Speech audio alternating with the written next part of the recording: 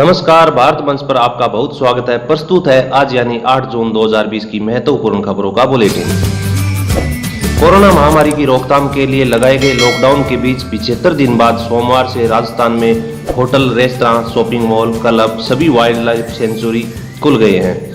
ऐसे में करीब 2.5 माह बाद आर्थिक गतिविधियों को नई ताकत मिलेगी।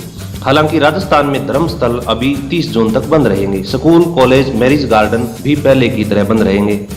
राज्य सरकार की शनिवार को जारी की गई गाइडलाइन के अनुसार सोमवार से खुलने वाले आर्थिक गतिविधियों में सैनिटाइजेशन, थर्मल स्क्रीनिंग, मास्क के इस्तेमाल और सोशल डिस्टेंसिंग सहित अन्य नियमों का कड़ाई से पालन करना होगा। राजस्थान में होटल टेबल सीटिंग व्यवस्था में कम से कम 6 फीट की दूरी रखनी अनिवार्य होगी। होटल व रेस्तरां में एक टेबल पर 2 से ज्यादा लोग नहीं बैठ सकें। टिड्डी हमलों को लेकर रात भरी खबर ये है कि टिड्डी हमलों को अब भारत सरकार ने राष्ट्रीय आपदा में शामिल कर लिया है। टिड्डी नियंत्रण कार्यक्रम अब राष्ट्रीय आपदा मोचन बल और राज्य आपदा मोचन बल के अंतर्गत चलाया जा सकेगा। टिड्डी 1 महीने में ही देश के 8 राज्यों तक पहुंच चुकी है। केंद्रीय मंत्रालय ने आपदा अंतर्गत टिड्डी नियंत्रण को नोटिफाइड किया है।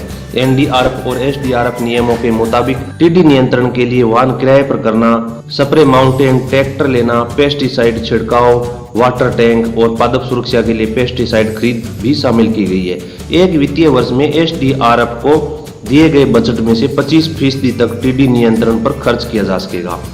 केंद्र सरकार सामान्य राज्यों को एसडीआरएफ में 75% तक अनुदान देती है, जबकि विशेष श्रेणी में राज्यों को 90% तक अनुदान मिलता है।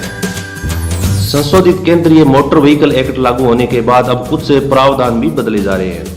बड़ा बदलाव वाहनों संबंधित डाटा का होगा। इसके लिए देश भर के वाहनों का नेशनल रजिस्टर बन रहा है। राज्य सरकारें अपने अपने प्रदेशों के वाहनों का डाटा नेशनल रजिस्टर में दर्ज कराएगी।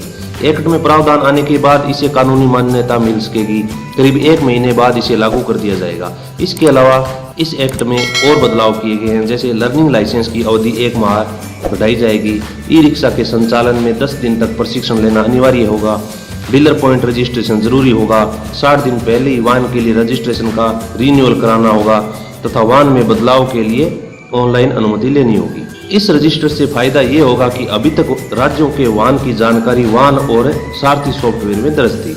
अब दूसरे राज्यों की पुलिस, परिवहन या एजेंसी भी वाहनों का डाटा एक जगह से ले सकेगी।